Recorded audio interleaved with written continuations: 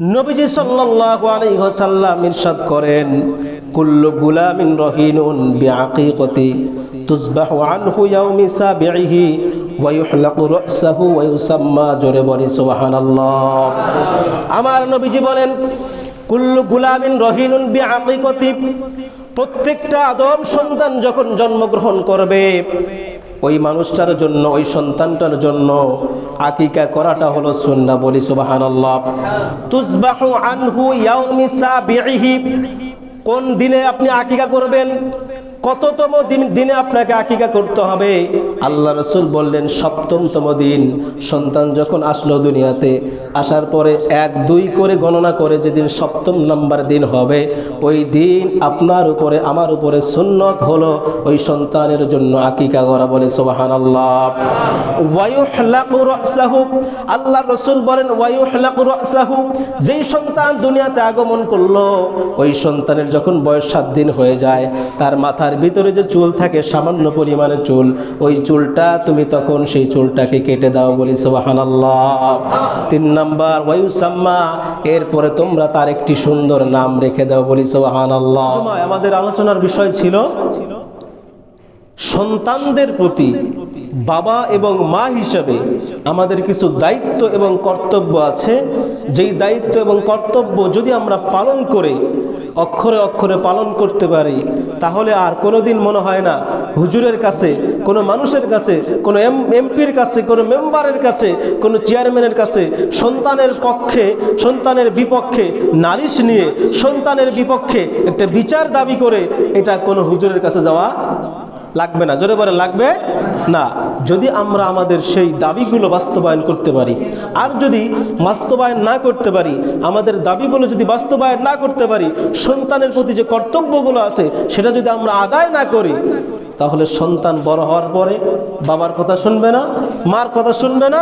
তখন বাবা মা হিসাবে আমরা হুজুরের কাছে দৌড়াবো, আমরা একজন এলাকার যে শাসক বা এলাকার একজন বড় মানুষ তার কাছে যাব, হুজুর বা নেতা বা মেম্বার চেয়ারম্যান, আমার সন্তান আমার কথা শুনে না, আমার সাথে এ বেয়াদবি করেছে, আমাকে টর্চার করেছে, আমাকে গালিগালাজ করেছে। এমনও ঘটনা পৃথিবীর বুকে আছে, বাবাকে ঘর থেকে মেরে মেরে, মাকে ঘর থেকে মেরে মেরে, বাড়ির থেকে ঘর থেকে বের করে দিয়েছে। এমন ঘটনা বাংলাদেশে আছে না নাই? অসংখ্য অগণিত। একটা স্মার্টফোন হাতে থাকলে আর কোনো কিছু লাগে না, সেখানে আমরা দেখতে পারি। সুতরাং সন্তানের প্রতি যে দায়িত্ব এবং কর্তব্য আছে, আপনি যখন বাবা হবেন, আমরা যারা হয়েছি তারা তো হয়েছি, যারা এখনো বিয়ে করি নাই তাদের হওয়া লাগবে না? একদিন বিয়ে হবে, সন্তান হবে। সুতরাং এই ওয়াজগুলো তারা বেশি বেশি করে ফলো করবে, যে আমাদের জীবনে স্ত্রী আসবে, তারপরে সন্তান আসবে, এই সন্তানগুলোকে আমরা কিভাবে বড় করব, আমাদের ছোট্টবেলা থেকে নিয়ে শুরু করে কিভাবে বড় করব, এটা আপনাদেরকে মানতে হবে এবং জানতে হবে। জানার পরে সেটা আমল করতে হবে। তাহলে আমরা গত জুমায় বলেছিলাম সন্তানের প্রতি বাবা মার দায়িত্ব এবং কর্তব্য হিসাবে মোটামুটি দায়িত্ব এবং কর্তব্য অনেক আছে, কিন্তু মৌলিক কয়েকটি দায়িত্ব আছে। সেটা আমি এখানে প্রায় নোট করেছি 20টার মতো। কয়টা? সবাই বলেন কয়টা? 20টা দায়িত্ব এবং কর্তব্য, এগুলো মৌলিক। আর আনুষঙ্গিক তো আরো অনেক আছে। মৌলিকভাবে 20টার মতো দায়িত্ব এবং কর্তব্য আপনি বাবা হিসেবে আপনার উপরে দায়িত্ব এবং কর্তব্য হলো সন্তানের প্রতি এইটা। তাহলে আমরা প্রথম জুমায়, গত জুমায় যেটা বলেছিলাম, 1 নাম্বার কি মনে আছে? বলেন তো, কার মনে আছে? হ্যাঁ, এই যে আপনার 5 দিন, 3 দিন, 4 দিন গবেষণা করে আলোচনাগুলো বের করে আপনাদের 30 মিনিটে ডেলিভারি দিচ্ছি, আপনারা সেই কথাগুলো যদি মনে না রাখেন তা আমল করবেন কিভাবে? বিষয়টা এরকম না। এই সেম আলোচনাগুলাই একটা মাহফিল দেন, 5 লাখ টাকা খরচ করে শোনা লাগবে। কথা কি ভুল বললাম? রাম গোবিন্দের গায়ে যে মাহফিল হয়েছিল, কয় লাখ টাকা খরচ হয়েছে? কথা বলে না, কয় লাখ? 10 থেকে 12 লাখ টাকা খরচ হয়েছে। ওইখানে আমাদের যে মাকদুম শাহ আসছিল, এরপরে কারি সাহেব আসছিল, কি ওয়াজ করছে ওনারা? কারো মনে আছে? যারা গেছেন কারো ওয়াজ মনে আছে? আমাদের হোসেনপুরে গত বুধবারে মাহফিল হয়ে গেল, মোটামুটি 5-7 লাখ টাকা খরচ হয়েছে। এখানে তো বক্তা আসছে, মোটামুটি ওনাকে 40-50 হাজার টাকা দেওয়া লাগবে, না হলেও 30 হাজার টাকা দিছে। তো এই যে উনি যে আলোচনা করে গেছেন, আমাদের কতটুকু মনে আছে? কি মনে আছে যারা গেছি? তো এই ঠিক একই বিষয় যখন ইমাম সাহেব এবং খতিব সাহেব মসজিদের মেম্বারে দাঁড়িয়ে বলে, ভালো লাগে না। আবার যখন 30-40 হাজার টাকা দিয়ে আনবে এই কথাগুলোই বলবে। যায় দেখেন হয়তো আমার চেয়ে একটু অন্য ভঙ্গিতে বলবে, একটু রসালো ভাবে বলবে, একটু কণ্ঠ ভালো দিয়া বলবে, কিন্তু কোরআন এবং হাদিসের কথা কিন্তু একই কথা। যেই বলুক না কেন, আপনি যখন বলবেন কোরআন হাদিস গবেষণা করে পড়ার পরে ঠিক এই কথাগুলোই বলবেন।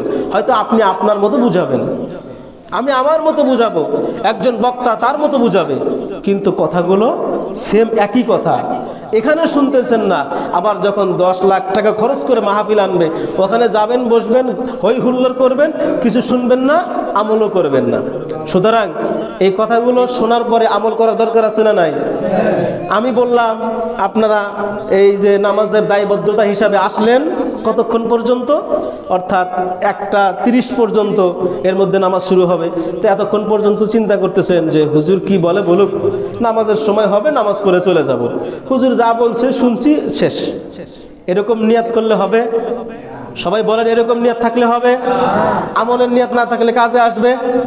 হুজুর সারাটা জীবন কেন, লাস্ট টু বাস্ট হয়ে যাবে কিয়ামত পর্যন্ত যদি আপনার নিয়াত ঠিক না থাকে, হুজুর যতই অস্কর কাজে লাগবে না।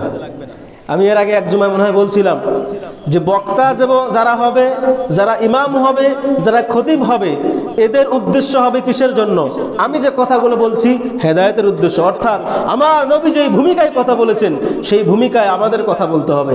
আর আপনারা যারা বসবেন আপনাদের ভূমিকা থাকবে কাদের ভূমিকা? সাহাবায়ে কেরাম, আবু বকর, ওসমান, আলী, ওমর রাদিয়াল্লাহু তাআলা আনহু, ওনাদের ভূমিকায় যদি আপনারা শুনতে পারেন অবশ্যই কামিয়াব হবে। আর আমরা যদি ওয়াজ করি কিসের জন্য? আরে আমার দায়িত্ব ইমামের, আমার দায়িত্ব খতিবের, আমার শুক্রবার আসলে কথা বলা লাগবে। এখন শ্রোতারা শুনুক আর না শুনুক, আমল করুক আর না করুক, আমি আমার মতো বক বক করে যাব, আধা ঘন্টা শেষ, বক্তব্য শেষ, নামাজ পড়ায় দেব, শেষ। এরকম নিয়ত যদি আমি করি তাহলে আমার দ্বারাও জাতি উপকৃত হবে। আর আপনারা যদি নিয়ত করেন ওই যে আসলাম, বসলাম, নামাজ পড়লাম, চলে গেলাম, এরকম নিয়ত যদি করে থাকেন, খোদা কি কসম, একটা কথাও আপনাদের কাজে আসবে না। এজন্য নিয়াত ঠিক করে গত জুমে আলোচনা করেছিলাম, কি আলোচনা করছি মনে নেই। তাহলে কষ্ট লাগলো না আমার? বলেন, আমার কষ্ট লাগলো কি? যে আমি যেটা বুঝাইছি হয়তো আপনারা বুঝতে পারেন নাই, বা আমি আপনাদেরকে বুঝাতে পারি নাই। তাহলে এজন্য এরকম মন মানসিকতা নিয়ে বসা যাবে। গত জুমায় আমরা বলেছিলাম যে প্রথম নাম্বার যেটা, সেটা হলো আপনার সন্তানের উপরে প্রথম দায়িত্ব, সন্তান দুনিয়াতে আসেই নাই তার আগে 2টা। কয়টা? 1 নাম্বার হলো একজন নেককার মা আপনার সন্তানকে উপহার দিতে হবে। নাম্বার 2 নাম্বার হলো আপনার সন্তান যে আসবে আপনাদের স্বামী স্ত্রীর মাধ্যমে যে মিলন ঘটবে, এই মিলনের সময় একটি দোয়া আছে, এই দোয়াটা আপনাকে পাঠ করতে হবে। এবার আসেন 3 নাম্বার। বলেছিলাম সন্তান যখন আপনি পেলেন, সন্তান যখন দুনিয়াতে আসলো, 3 নাম্বার দায়িত্ব এবং কর্তব্য, সন্তান পাওয়ার সাথে সাথে শুকরিয়া করব কার? যারা বলেন শুকরিয়া করব কার? আল্লাহ। 3 নাম্বার। 4 নাম্বার, সন্তান আসছে, শুকরিয়া আদায় করেছেন, এবার সন্তানের উপরে আপনার একটা দায়িত্ব কর্তব্য হলো সন্তানের ডান কানে আজান এবং বাম কানে আকামত দেওয়ার দরকার আছে না নাই? আমাদের সমাজে এগুলো হয়? আজান আকামত দেয় না? অনেক সময় যখন হাসপাতালে হয় আজান আকামত হয়, সব জায়গায় হয় না, সব ক্ষেত্রে হয় না, হাসপাতালেও। এজন্য আপনি বাবা হিসাবে যখন হাসপাতালে আপনার সন্তানটা হলো, আপনার যদি আজান দেওয়ার মতো ক্ষমতা থাকে বা আপনি আজান দিতে পারেন, অবশ্যই আপনাকে সেখানে কি করতে হবে? আজান আকামত দিতে হবে। 4 নাম্বার। 5 নাম্বার বলেছিলাম তাহনিক করতে হবে। কি করতে হবে? তাহনিক। তয় আকার হ, দন্তের নয় দীর্ঘিকার ক, তাহনিক। তাহনিক, এই তাহনিক শব্দের অর্থ বুঝাইছিলাম না কত সময়? বলছিলাম, আবারও বলি। তাহনিক শব্দের অর্থ হলো আপনার সন্তান যখন হবে, সন্তান হওয়ার পরে একজন ভালো আলেমের কাছে নিয়ে যাবেন। নিয়ে যাওয়ার পরে সেই আলেমকে বলবেন, হুজুর আমার সন্তান হয়েছে, তাহনিক করে দেন। উনি কি করবেন? ওনার মুখ থেকে একটু লালা, জিহ্বা থেকে নিয়ে একটু লালা নিয়ে তার মুখের ভিতরে লাগা দিবে, আর একটু খেজুর চিবিয়ে হুজুর নিজে চিবাবে, সেই খেজুরের সামান্য পরিমাণে ওই সন্তানের জিহ্বা এবং তালুর উপরে লাগাই দিবে। এটাকে বলা হয় তাহনিক। এটাকে কি বলে? তাহলে 5 নাম্বার কি করা? তাহনিক করা।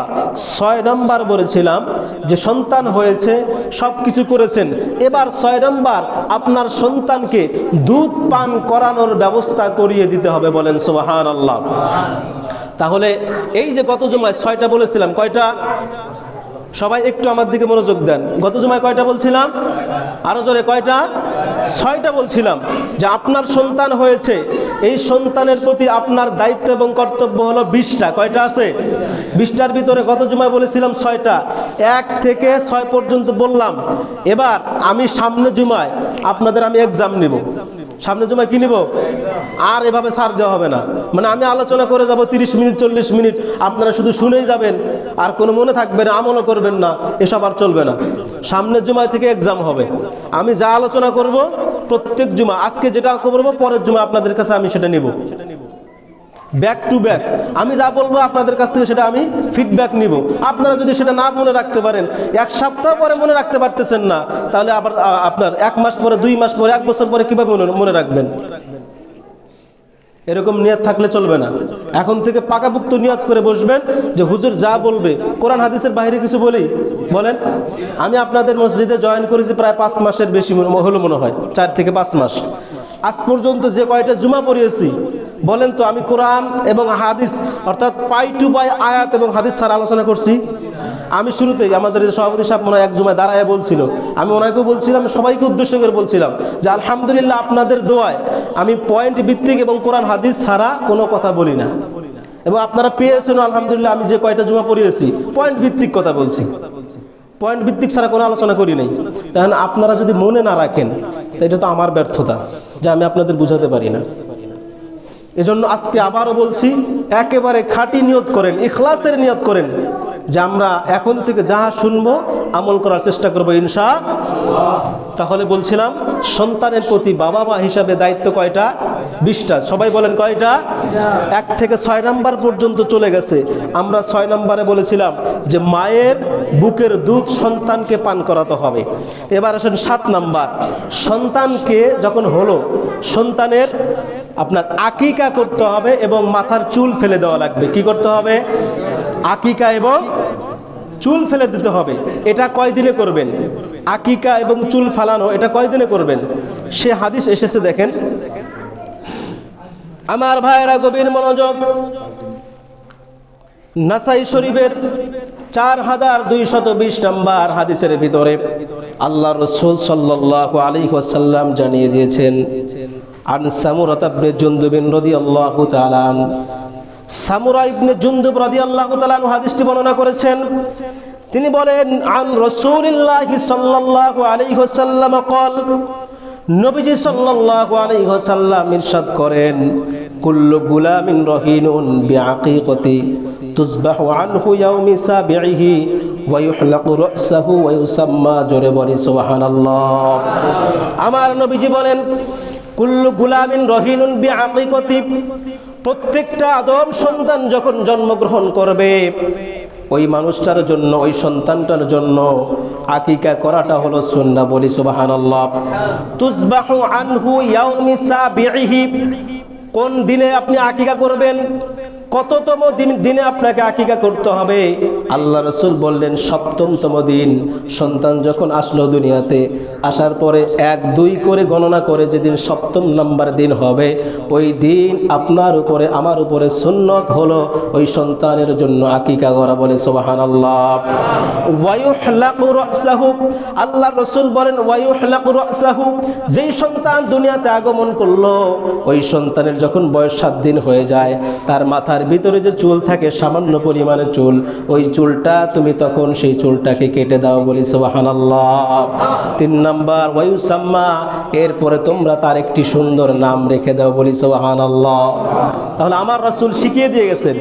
আমার রাসূল এবং কোরআনের মাধ্যমে, হাদিসের মাধ্যমে এমন কোনো বিষয় নাই, অর্থাৎ আপনার রান্নাঘর থেকে নিয়ে রাষ্ট্র পর্যন্ত কিভাবে পরিচালনা করবেন, প্রত্যেকটা কথা, প্রত্যেকটা বিষয়, আপনার রাজনৈতিক জীবন, অর্থনৈতিক জীবন, পারিবারিক জীবন, আপনার রাষ্ট্রিক যে জীবন আছে, প্রত্যেকটা বিষয় আপনাকে কোরআন এবং হাদিস বলে দিয়েছে। বলেন সুবহানাল্লাহ।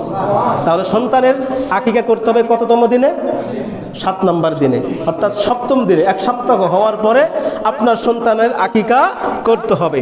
এখন অনেকে মনে করতে পারে যে আকিকা তো আমরা 7 দিনে করতে পারি না, অন্য কোনো দিনে করা যায় কিনা, সেটাও আছে। দেখেন, জামিউস সগীর একটি কিতাব আছে, এই কিতাবের 5681 নম্বর হাদিসের ভিতরে আল্লাহ রাসূল বলেন, আল আকিকাতু তুযবাহু লিস-সাবঈন, অর্থাৎ তোমরা যখন সন্তান আসে, সন্তানের আকিকা করো 7তম দিনে, আউলি আরবাঈ আশারতা, অথবা যদি তোমরা তোমাদের 7 দিনে যদি সম্ভব না হয় তাহলে তোমরা 14তম দিনে তোমাদের সন্তানের আকিকা করো, আউলি ইহদা ওয়া ইশরিনা, আর যদি সেটাও সম্ভব না হয় তাহলে তোমরা তোমাদের সন্তানের আকিকা করো 21তম দিনে।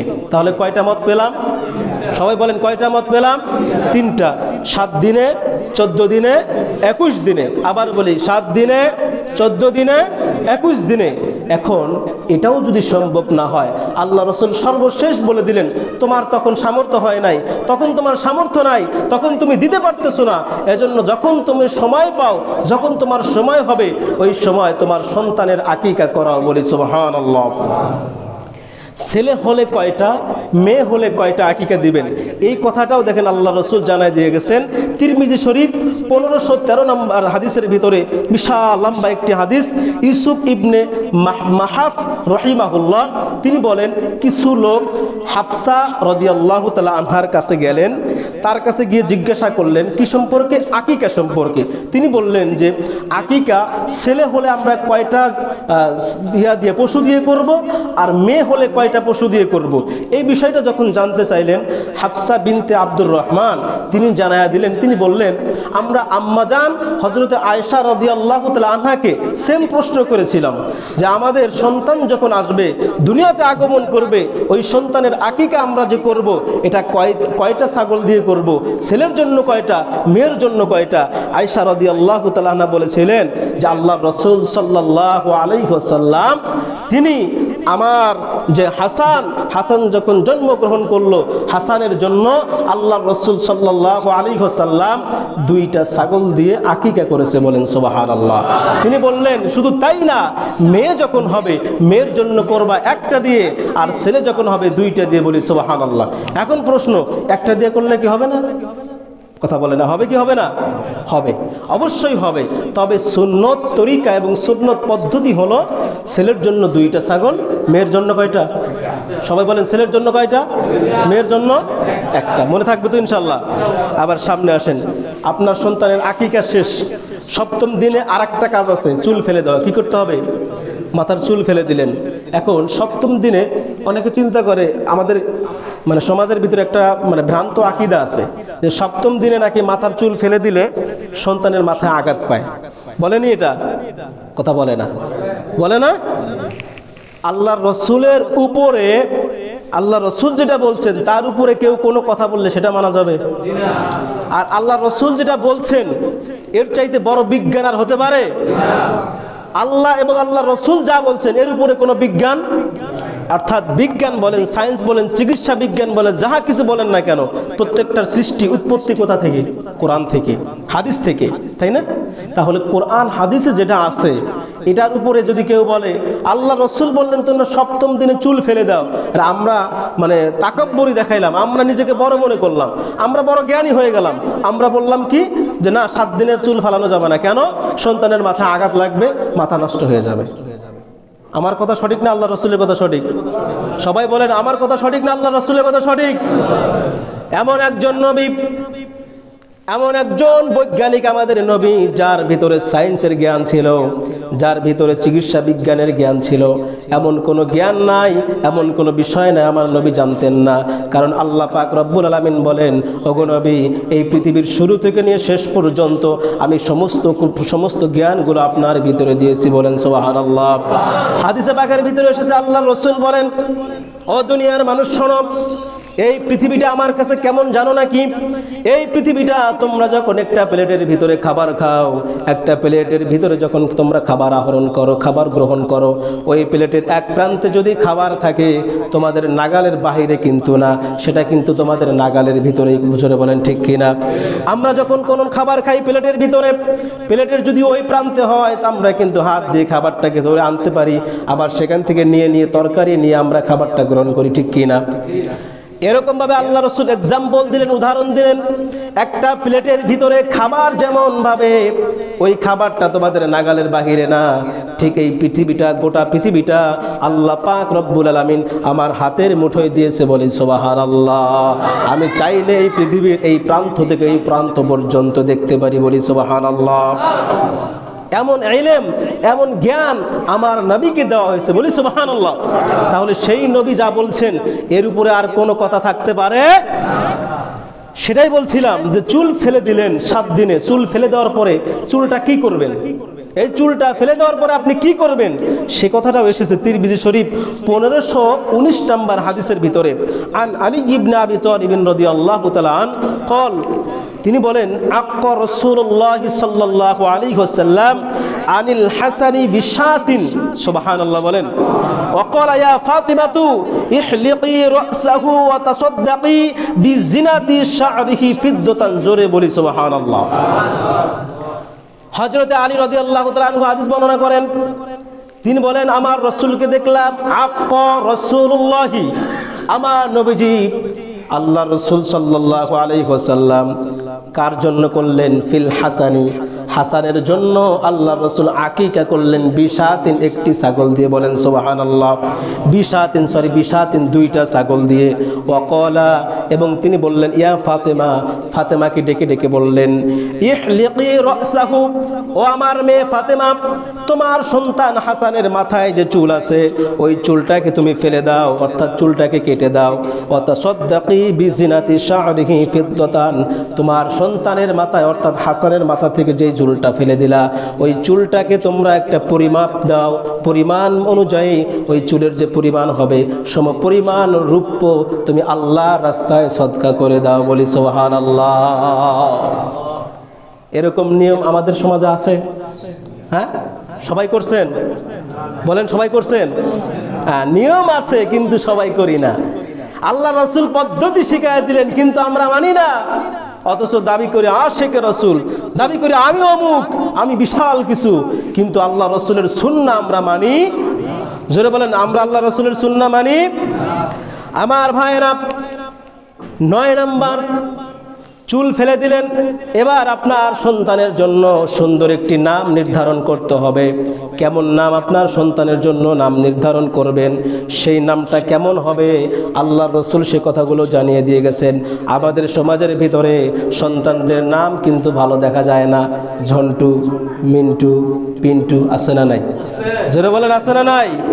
এমন কিছু নাম দেওয়া হয় যেই নামের কোনো অর্থও নাই। আমাদের এলাকার ভিতরে, আমাদের সমাজের ভিতরে মানুষের নাম থাকে সাগর, আছে না নাই? সাগরের নাম অর্থ কি? কোন অর্থ আছে? হিন্দুদের নাম, অথচ আমরা সুন্দর মনে করে রেখে দিলাম। আকাশ, পাতাল, বাতাস, অমুক তমুক নাম, এগুলো নাম? বলেন, এগুলা কি নাম? কথা বল, আপনারা রাগ করছেন, কষ্ট পাচ্ছেন? এগুলো সত্য কথা ভাই। আমাদের সমাজের ভিতরে যে সন্তানদের নাম রাখা হয়, আপনি জানলে অবাক হবেন। আল্লাহ রাসূল সাল্লাল্লাহু আলাইহি ওয়াসাল্লাম বলেন, মুসলিম শরীফ 2132 নম্বর হাদিস, আন ইবনে ওমর তিনি বর্ণনা করেছেন, ক্বালা, তিনি বলেন, ক্বালা রাসূলুল্লাহ সাল্লাল্লাহু আলাইহি ওয়াসাল্লাম, ইন্না আহাব্বা আসমাইকুম ইলাল্লাহি, আল্লাহ পাক রব্বুল আলামিনের কাছে যত নাম আছে এই নামের ভিতরে 2টা নাম সবচাইতে প্রিয়, বলি সুবহানাল্লাহ। আমরা এটা সবাই জানি। 1 নাম্বার হলো আব্দুল্লাহ, 2 নাম্বার হলো আব্দুর রহমান। আব্দুল্লাহ এবং আব্দুর রহমান এই 2টা নাম কার প্রিয়? সবাই বলেন, কার প্রিয়? আল্লাহর যেই নাম প্রিয় ওই নাম প্রিয় আমাদের হওয়ার দরকার আছে না নাই? এখন আল্লাহর প্রিয় হলে কি হবে? আল্লাহ কি আমাদের নাম ধরে ধরে ডাকবেন? ডাকবো তো আমরা, একজনকে আরেকজন ডাকবো তো আমরা, আল্লাহ তো আর আমাদের নাম ধরে ডাকেন না। তাহলে এই নামটা আমাদের রাখার দরকার আছে না নাই? এখন এই যে আপনি ঝন্টু, মিন্টু, পিন্টু, ঝর্ণা, অমুক তমুক নাম রাখলেন, এগুলোর কোনো অর্থ আছে? নামের একটা প্রভাব আছে, নামের একটা প্রভাব বিস্তার হয়।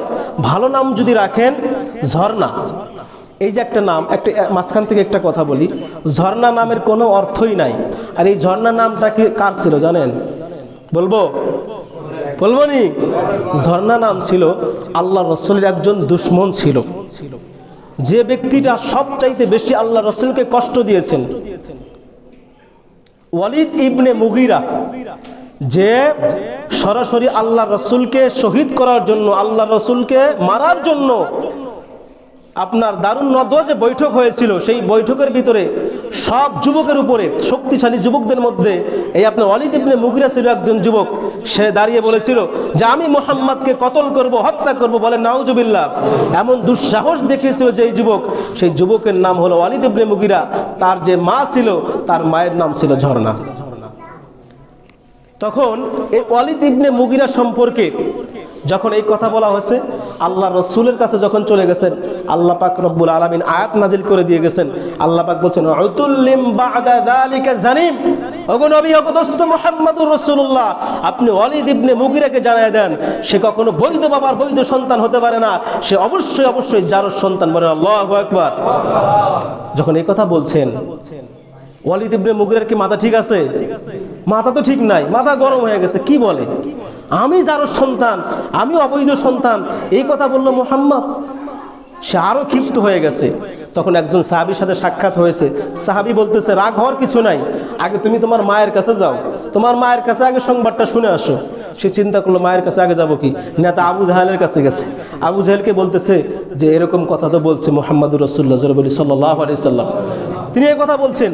তখন আবু জাহেল কি বলছে? আবু জাহেল বলে, আরে পাগল, এই দুনিয়ার ভিতরে যদি একজন সত্যবাদী মানুষ থাকে, সেই সত্যবাদী মানুষ হলো মুহাম্মদুর রাসূলুল্লাহ সুবহানাল্লাহ। তিনি যে কথা বলছেন এটা অবশ্যই সত্য কথা, তুই আগে তোর মার কাছে যা। তার মার কাছে গিয়ে, তার মা বৃদ্ধ বয়স, তার মাকে জিজ্ঞাসা করেছিল, মা এরকম কথা একজন বলেছেন যে এই পৃথিবীর ভিতরে সবচেয়ে সত্যবাদী মানুষ, আমিও বিশ্বাস করি, সে কখনো মিথ্যা কথা বলতে পারে না, সে যেহেতু বলেছে অবশ্যই এটা সত্য কথা, আজকে আপনি আমাকে সত্য কথাটা বলবেন। তার মা সেদিন বলেছিল যে তোমার বাবা এই মক্কার জমিনে সবচেয়ে প্রভাবশালী লোক ছিল, সম্পদশালী লোক ছিল, টাকা ছিল, পয়সা ছিল, তার নাম ছিল, যশ ছিল, খ্যাতি ছিল, যার কারণে তোমার বাবা যখন আমাকে বিবাহ করলো, তোমার বাবার পুরুষত্ব ছিল না, পুরুষের যে একটা ক্ষমতা পাওয়ার সেটা তোমার বাবার ছিল না, কিন্তু তোমার বাবার একটা নাম ডাক থাকার কারণে আমি তোমার বাবার সংসার থেকে যেতেও পারতেছিলাম না। তো একদিন তোমার বাবার এক রাখাল বন্ধু আমাদের বাড়িতে এসেছিল, সেদিন তোমার বাবা বাড়িতে ছিল না, তার সাথে কথা বলতে বলতে তার সাথে আমার একটা ভাব জমে যায়, আর আমার কাম ভাব মনের ভিতরে আসে।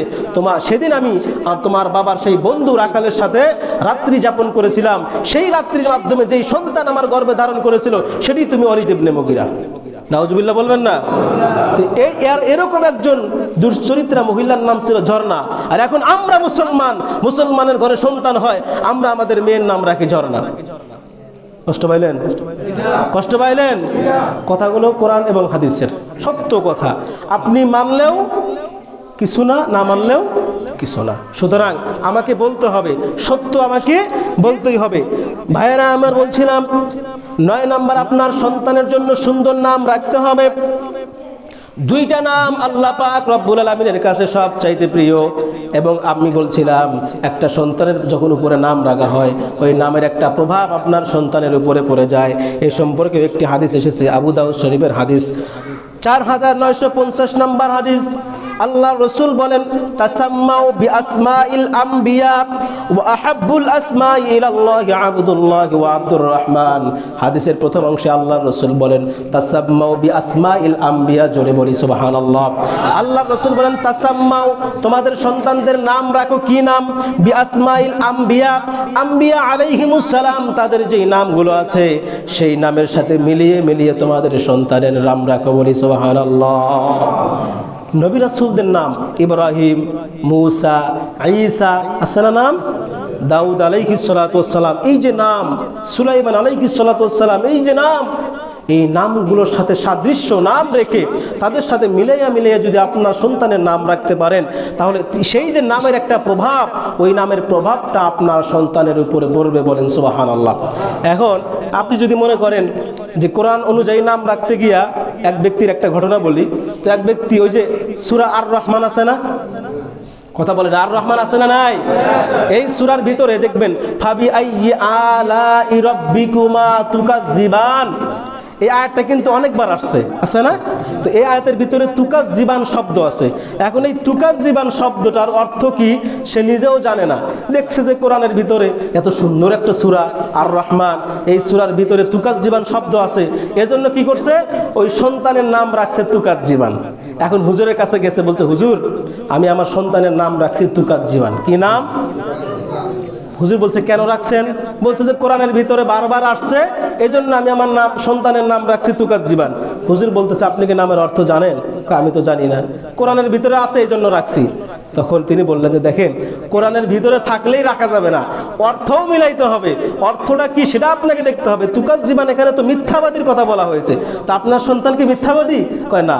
তাহলে এটা যে রাখছেন, আমি তো আসলে জানি না। তো যে জানে না, যারা জানে তার কাছে যেতে হবে। যে জানে না, যে জানে তার কাছে গিয়ে জিজ্ঞাসা করতে হবে আমি আমার সন্তানের কি নাম রাখতে পারি, তাহলে সুন্দর নাম রাখতে হবে। এবার আসেন 10 নাম্বার, আপনার সন্তান যখন বড় হলো মোটামুটি সুন্নতে খাতনা করাতে হবে। কি করাতে হবে? সুন্নতে খাতনা। 11 নাম্বার, আপনার সন্তানকে দ্বীনি শিক্ষায় শিক্ষিত করতে হবে। আমাদের সবচেয়ে বড় সমস্যা হলো আমরা আমাদের সন্তানকে দ্বীনি শিক্ষায় শিক্ষিত করি না। জোরে বলেন, করি কি? আপনার সন্তানকে ডাক্তার বানান, ইঞ্জিনিয়ার বানান, তারপরে আপনার সন্তানকে জজ, ব্যারিস্টার, একেবারে যা আছে পৃথিবীর ভিতরে সব বানান, কোনো সমস্যা নাই। প্রাথমিক জীবনে আপনার সন্তানকে কোরআন এবং সুন্নাহর কিছু জ্ঞান তাকে দিতে হবে। যদি দেন আশা করা যায়, ওই যে তাসলিমা নাসরিন আছে না, নাম জানেন না তাসলিমা নাসরিনের? এরকম মার্কা সন্তান হবে না। আমাদের সন্তানকে যদি কোরআনের শিক্ষা দেই, ওইরকম সন্তান হবে না যেই সন্তানরা রাতের বেলায় বাবার গলায় ছুরি চালিয়ে বাবাকে হত্যা করে দেয়। আমাদের সন্তান এমন সন্তান হবে না যেই সন্তান মাকে গলায় ছুরি দিয়ে হত্যা করে দেয়। এরকম ঘটনা ঘটছে না আমাদের বাংলাদেশে? অসংখ্য গণিত। এই যে 31st নাইট চলে গেল, যায় নাই? আমাদের মুসলমানের সন্তান আতশবাজি করে নাই? কথা বলে না, করছে কি করে নাই? ফিলিস্তিনের দিকে তাকাইয়া দেখেন, ফিলিস্তিনের অবস্থা, করুণ অবস্থা। ফিলিস্তিনের ভিতরে মুসলমানরা এত বেশি পরীক্ষা দিচ্ছে, এই পৃথিবীতে, এই জমিনে ফিলিস্তিনের মতো এত পরীক্ষা কোনো মুসলমানকে দিতে হয় নাই।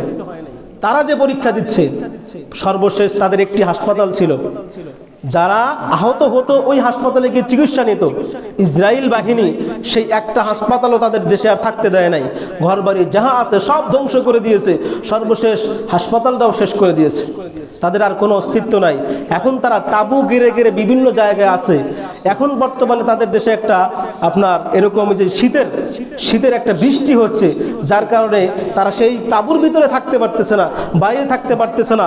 এরকম অসংখ্য অগণিত ছোট্ট ছোট্ট সন্তানেরা মারা যাচ্ছে, যাদের দেখার মতো। দেখেন, আপনাদের একটা ছবি দেখায়, এই দেখেন, এদিকে খেয়াল করেন, দেখেন ছোট্ট। এখানে বলছে যে শীতের তীব্র ঠান্ডায় এই সন্তানটা জমে গিয়ে সেখানে মৃত্যুবরণ করেছে।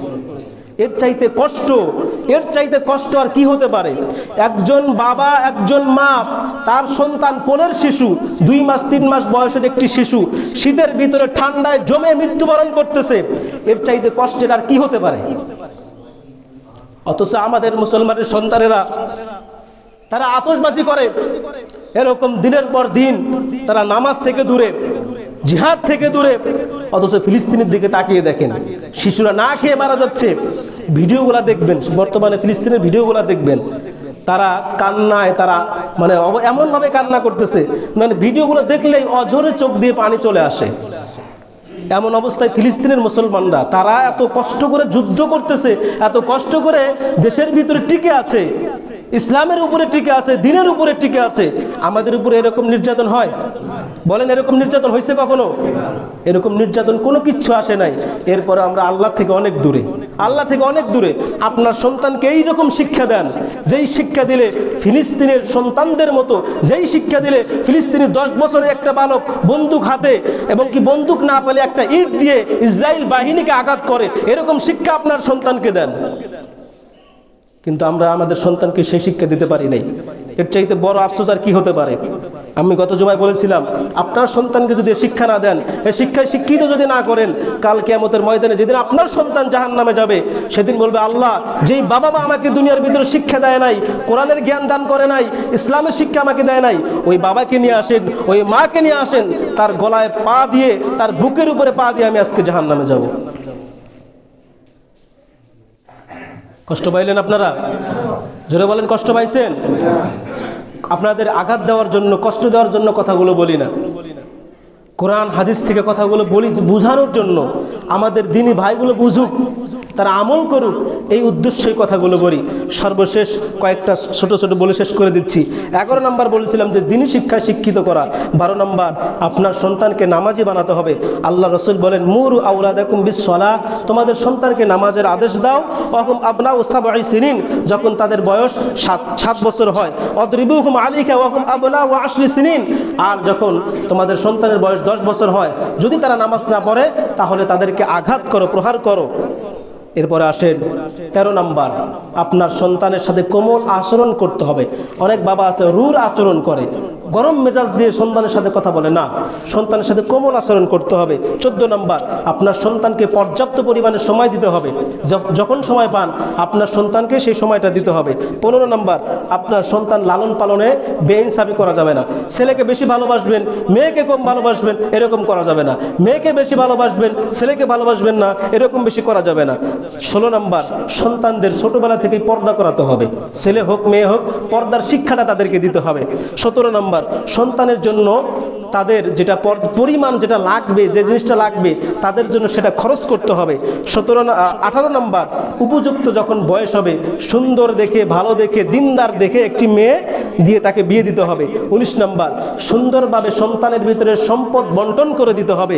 সর্বশেষ 20 নম্বর, আপনার সন্তানের ভবিষ্যৎ ভালোর জন্য, ভবিষ্যৎ উজ্জ্বলের জন্য সবসময় বাবা মা হিসাবে আপনার সন্তানের জন্য আল্লাহর দরবারে সবসময় একটাই দোয়া থাকবে, আল্লাহ, আমার সন্তানকে যেখানেই রাখেন, যে অবস্থায় রাখেন, ভালো রাখেন, সুস্থ রাখেন, এবং দুনিয়া থেকে দুনিয়া এবং আখিরাতে কাকে সম্মানিত করি, বলি সুবহানাল্লাহ। এই যে 20টা, মোট 20টা পয়েন্টের উপরে কথা বলেছি, আপনার সন্তানের প্রতি আপনার বাবা হিসাবে, মা হিসাবে দায়িত্ব আছে। এই দায়িত্বগুলো আমরা বুঝে আমাদের আমল করার তৌফিক দান করুক। সকলে বলেন আমিন।